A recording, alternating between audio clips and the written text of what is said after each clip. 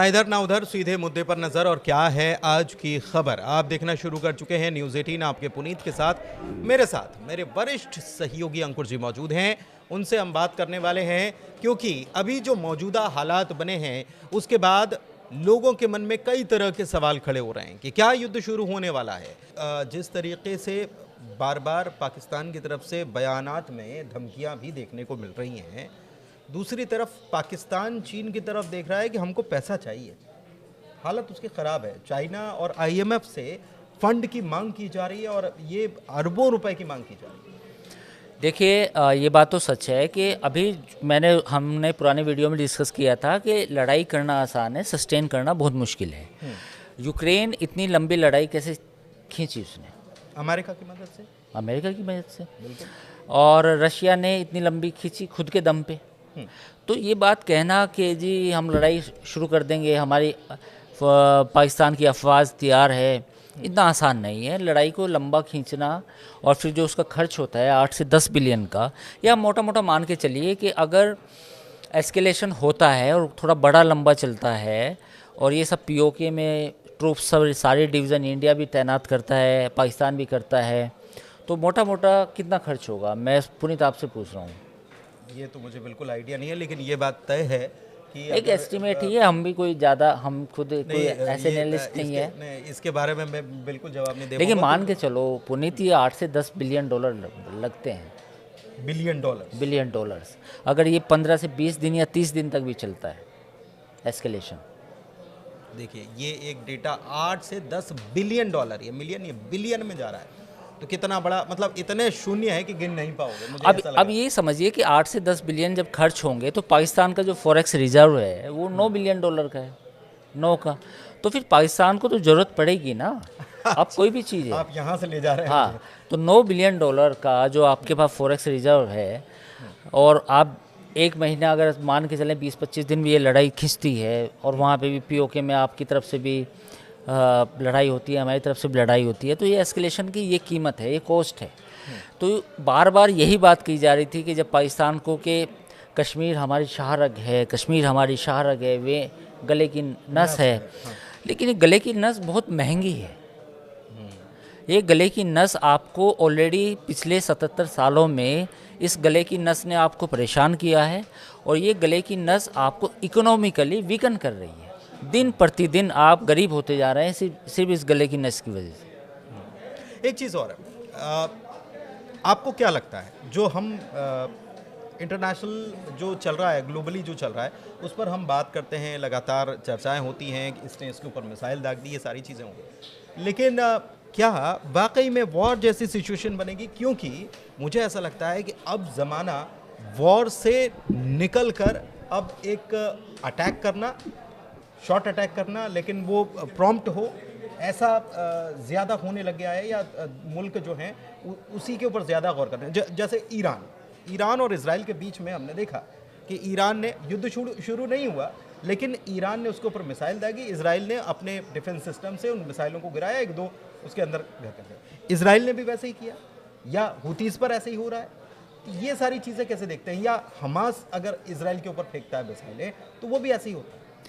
बिल्कुल ऐसे ही होता है, क्योंकि देखिए, मैं तो ये कहता हूँ कि आप ये जो एस्केलेशन अगर इंडिया की तरफ से हुआ है, अगर इसमें 2-3 महीने भी लग जाएं तो भी कोई बुराई नहीं है। बुराई इसलिए नहीं है कि पिछले 2-3 महीने में पाकिस्तान को दिक्कत आएगी। एक तो उसको इंटरनेशनल कम्युनिटी को जस्टिफिकेशन देना है कि उसने अटैक नहीं किया।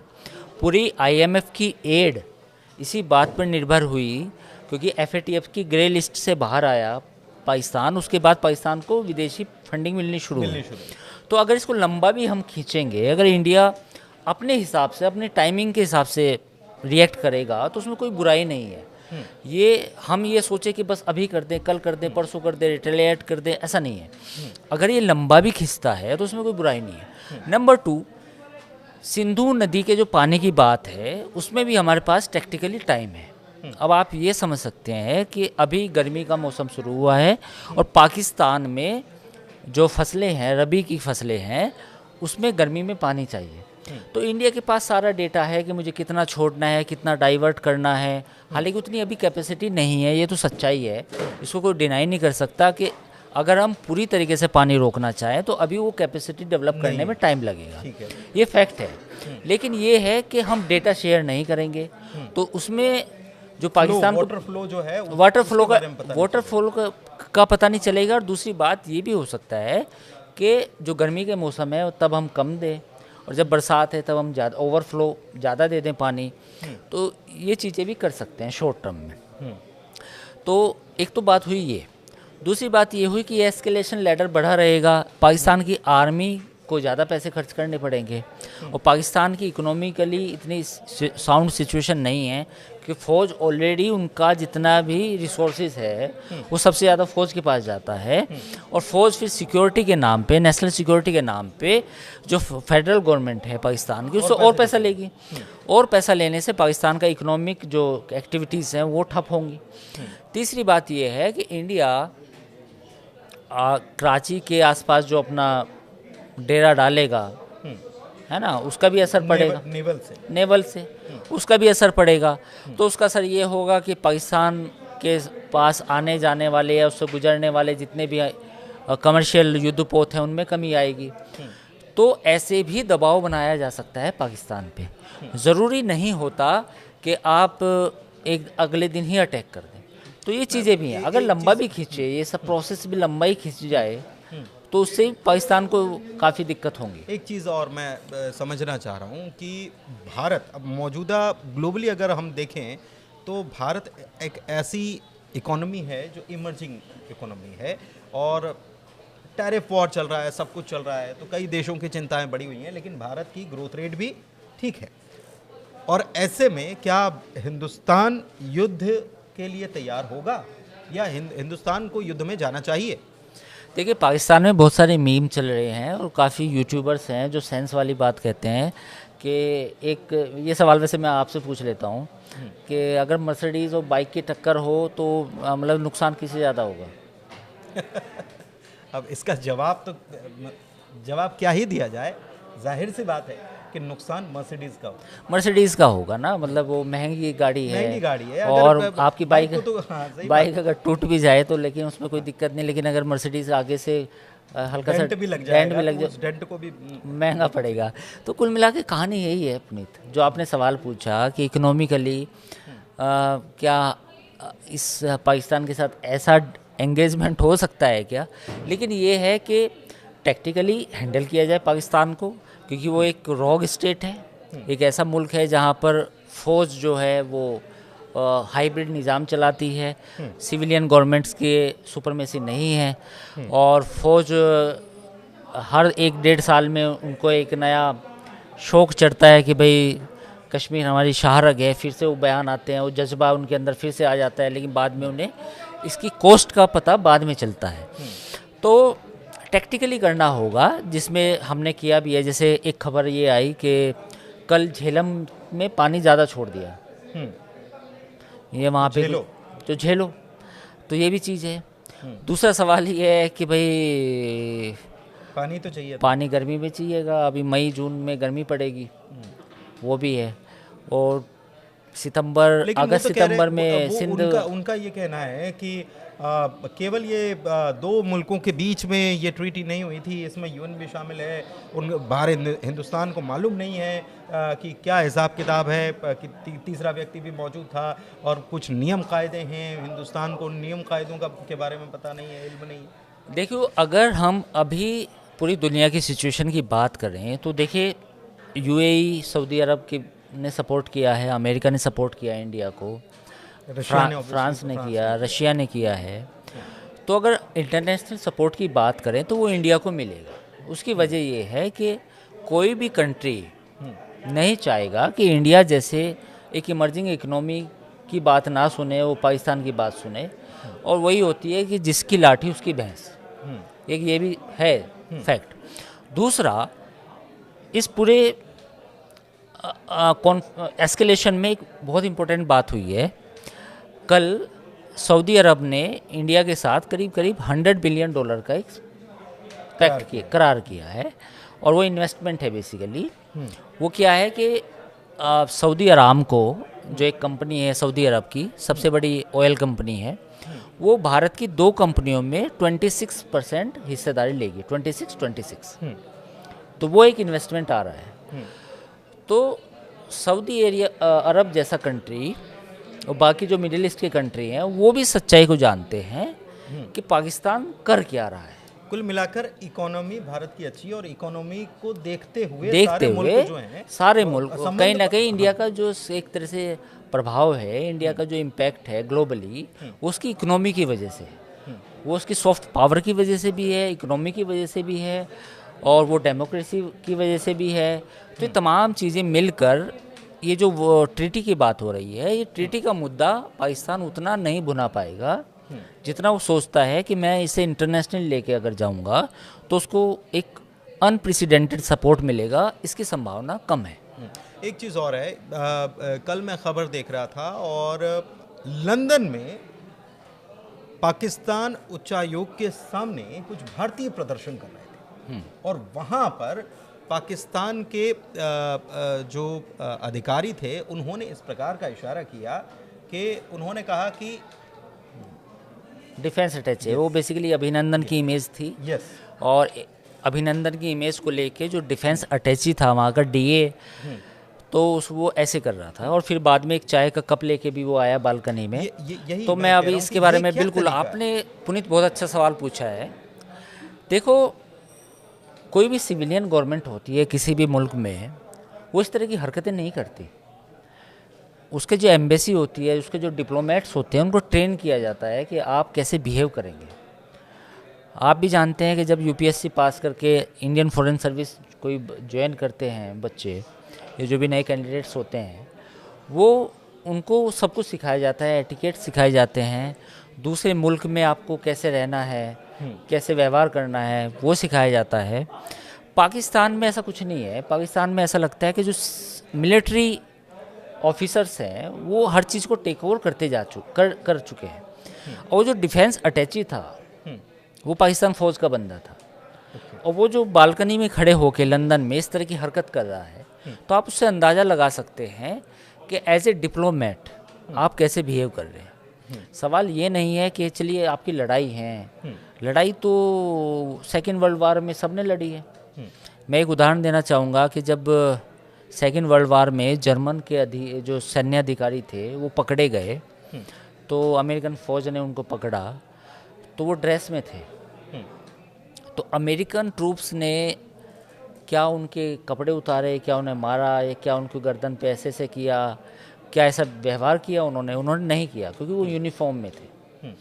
दूसरी बात ये है कि युद्ध ख़त्म हो चुका था।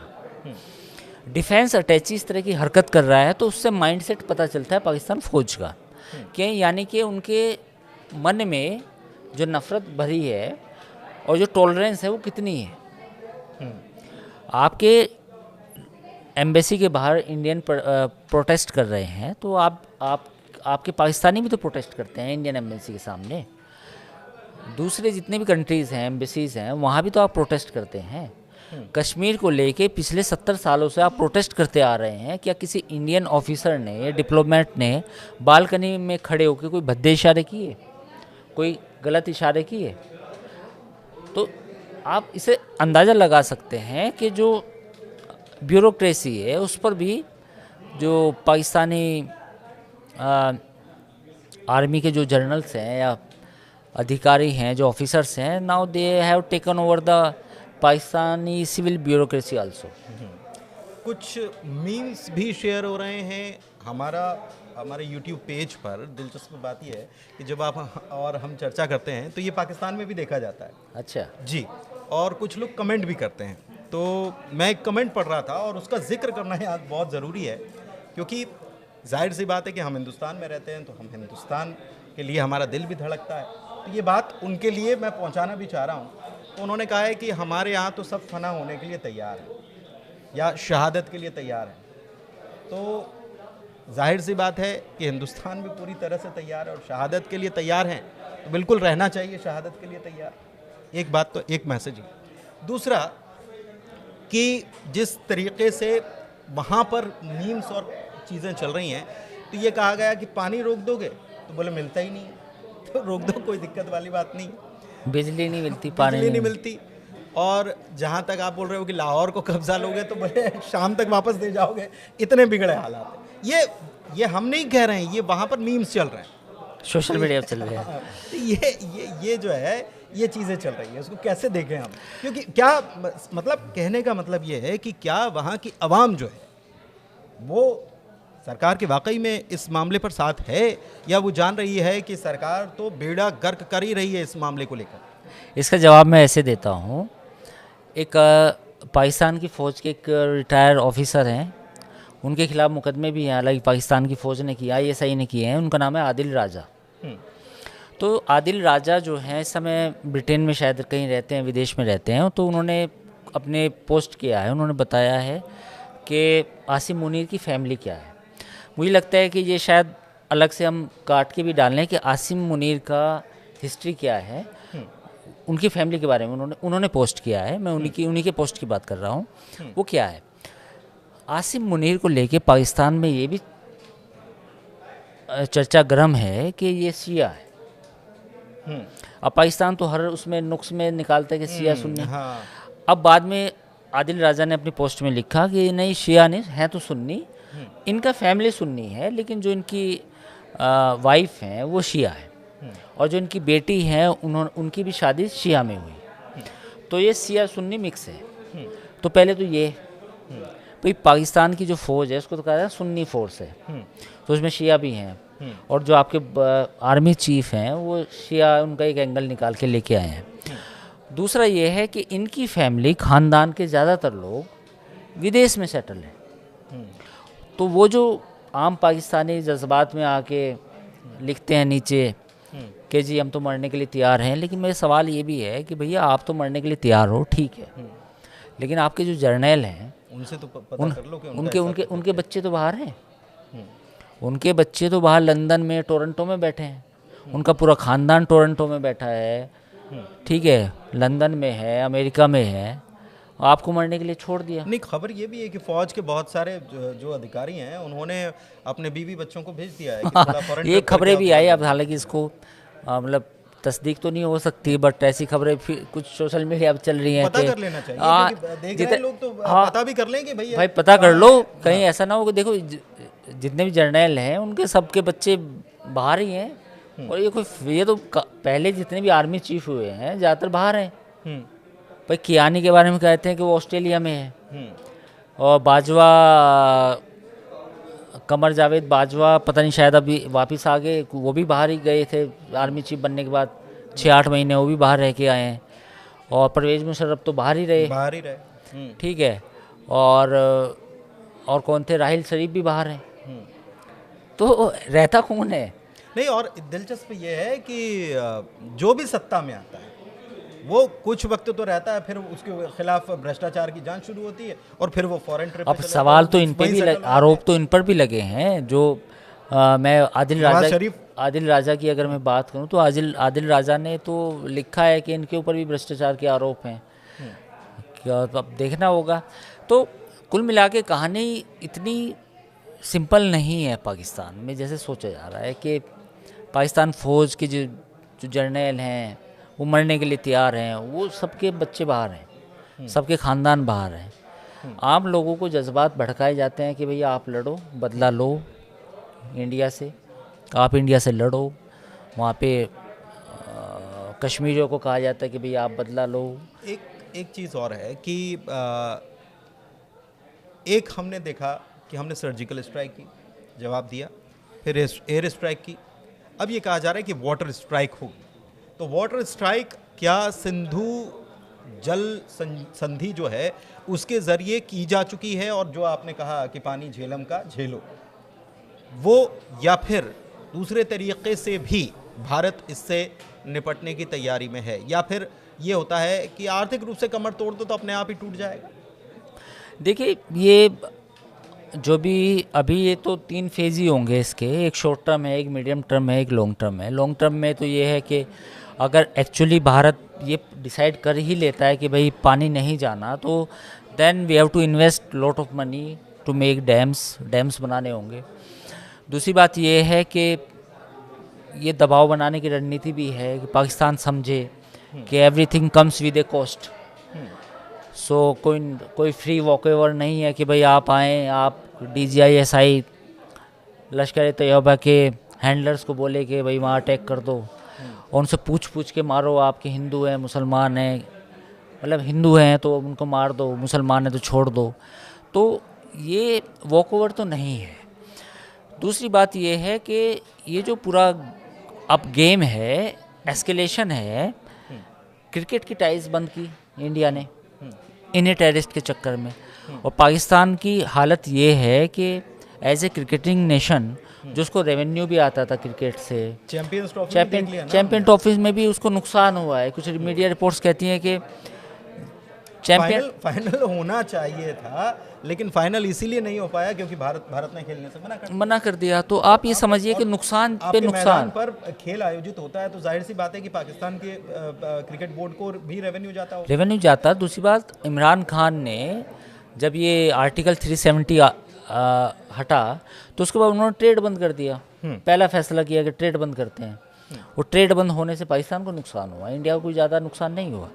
अभी जो ये एस्केलेशन हुआ है, इसमें जो दवाइयाँ जाती थी दुबई के रास्ते या कुछ वाघा के रास्ते भी जाती थी, जो लाइफ सेविंग ड्रग्स थी, वो भी बंद कर दी। तो आप अपनी ज़िद जो है, शाहरग की जो ज़िद है कि शाहरग है, इसकी कॉस्ट कितनी है आप देख तो लो, ये शाहरग तो बहुत महंगी है। एक चीज़ मैं आपसे बिल्कुल साफ तौर पर पूछना चाह रहा हूँ कि ये अटैक हुआ, जाहिर सी बात है कि इसको प्लान करके किया गया, लेकिन क्या पाकिस्तान में जो सरकार बैठी है सबको इस बात की खबर हो गई, या कुछ लोगों ने मिलकर इसको प्लान करवा दिया और उसके बाद अब सरकार पूरी पसोपेश में कि यार ये क्या करवा दिया, तो हमको खबर ही नहीं और अब तो बहुत नुकसान हो जाएगा। देखिए, अब मतलब ये तुमने जो किया है गलत किया है। देखिए, बिल्कुल सही सवाल है पुनीत आपका, लेकिन इस सवाल का जवाब ये है कि पाकिस्तान की फ़ौज, और ये फ़ौज ही इसमें मुलविस है, और जो सिविलियन गवर्नमेंट है जिसका आप जिक्र कर रहे हैं, वो सिविलियन गवर्नमेंट नहीं है। वहाँ एक तरह का हाइब्रिड निज़ाम है, दिखाने के लिए सिविलियन गवर्नमेंट है, लेकिन एक्चुअल वहाँ पे सारे फैसले फ़ौज ले रही है। अब जब बलूचिस्तान का मसला आया, बलूचिस्तान में जब अटैक हुआ, ट्रेन का जो हादसा हुआ, जिसकी हम भी निंदा करते हैं कि बेकसूर लोगों को कहीं नहीं मारा जाना चाहिए, वो कहीं भी हो, दुनिया के किसी भी इलाके में हो। उनको जो बलूचिस्तान के जो BLA के जो लोग थे जिन्होंने मारा, उसके बाद पाकिस्तान के अंदर ये आवाज़ उठी कि भाई आप बलूचिस्तान के एक्चुअल मसले को देखिए। तो सिविल गवर्नमेंट जो है शहबाज शरीफ की, उसके पास इतने अख्तियार ही नहीं है, इतने अधिकार ही नहीं है कि वो वहाँ के मसलों को बातचीत से हल करें। वो पूरी तरह डिपेंडेंट है फ़ौज पे। अब फ़ौज पे क्यों डिपेंडेंट है? क्योंकि फ़ौज ये कहती है कि सिक्योरिटी इशू है, आप हमें डील करने दीजिए। अब बलूचिस्तान का मसला भी फ़ौज डील करेगी, कश्मीर का मसला भी फ़ौज डील करेगी। तो सिविलियन जो गवर्नमेंट है वो क्या करेगी? वो कुछ नहीं करेगी, वो केवल एक बयान जारी करेगी, वो झेल रही है। इंटरनेशनल लेवल अब कश्मीर का मसला मुखौटा बना के रखा है, कश्मीर के मसले को, हाँ, कश्मीर का यही तो पहले हुआ था। नवाज शरीफ ने जब ये बात की थी state actor non state actor, वो यही तो इशारा कर रहे थे कि स्टेट एक्टर तो वो नॉन स्टेट एक्टर जो हैं वो आतंकवादी हैं, उनको कौन सपोर्ट करता है? पाकिस्तान फ़ौज। और नवाज शरीफ चाहते थे कि कश्मीर समेत सारे मुद्दों पे बातचीत हो, कश्मीर भी डिस्कस हो, लेकिन बाद में फ़ौज ने मना कर दिया। तो ये जो फ़ौज है वो बलूचिस्तान को भी कंट्रोल करना चाहती है, वो खैबर पख्तूनख्वा में जहाँ TLP के साथ उसकी लड़ाई है उसको भी कंट्रोल करना चाहती है, वो कश्मीर को भी अपने हिसाब से डील करना चाहती है। तो उसके मामले में अब फंसती है सिविलियन गवर्नमेंट। अब ये जो सिविलियन गवर्नमेंट है, ये पॉलिटिशियन जो हैं पाकिस्तान के, ये बाई चॉइस भी हाइब्रिड निज़ाम है। अभी एक जाता है तो दूसरा गोद में बैठ जाता है जाके, दूसरा गोद से उतरता है तो तीसरा गोद में जाके बैठ जाता है। तो हो तो यही रहा है ना। अब आप देखिए, इमरान खान और बाजवा सेम पेज पे थे 2-3 साल पहले, और वो सेम पेज वो पेज गायब हो गया। उसके बाद अब ये शहबाज शरीफ जाके फ़ौज के साथ मिलकर, आप जो कुल मिलाकर ये है कि आप जो कहोगे हम बोलते रहेंगे, हमको बिठवा दो कुर्सी पे, बस हाँ, वही है। चलिए ठीक है, कुल मिलाकर ये चर्चा को यहीं समाप्त करते हैं। कैसी लगी चर्चा? आपको समझ में आया होगा सिंधु जल समझौता क्या हो सकता है, आगे कैसे होगा, व्यापार के दृष्टिकोण से, युद्ध के अगर हालात बनते हैं या परमाणु हमला हम कर देंगे ऐसी बातें अगर होती हैं तो इस बीच क्या हो सकता है, उसके इफ़ एंड बट्स, ये जो है ये सारी चीज़ें हमने आज डिस्कस की है। फिलहाल इस वीडियो को यहीं करते हैं समाप्त। अगले वीडियो में फिर से आपसे मिलेंगे। वीडियो कैसा लगा ज़रूर बताइएगा कमेंट के ज़रिए, और साथ ही साथ हमारे चैनल को लाइक कीजिए, सब्सक्राइब कीजिए। आपका प्यार मिला तभी 7 मिलियन से ज़्यादा सब्सक्राइबर जो हैं वो हमारे हो चुके हैं, तो उसके लिए बहुत शुक्रिया। ऐसे ही जुड़ते रहिए। बहुत धन्यवाद।